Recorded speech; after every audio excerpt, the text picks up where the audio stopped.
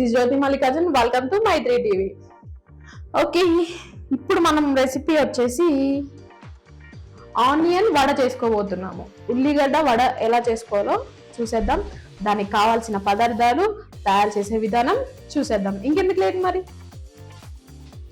ఉల్లిపాయ వడకు కావాల్సిన పదార్థాలు: మినప్పప్పు 1 కప్ తీసుకొని నైట్ నానబెట్టుకొని నేను ఇలా గ్రైండ్ చేసి పెట్టుకున్నాను మినప్పిండి. మినప్పప్పు, అలాగే ఉల్లిగడ్డ వడ కదా మనం చేసుకునేది. 1.5 ఆనియన్ సన్నగా చాప్ చేసి పెట్టుకున్నాను. కొంచెం అల్లం, అలాగే 1 టేబుల్ స్పూన్ వామ్ వేసుకుంటున్నాను. కొంచెం మన సోడా వేసుకుంటున్నాను. కొద్దిగా సాల్ట్ అండ్ 2 పచ్చిమిర్చి.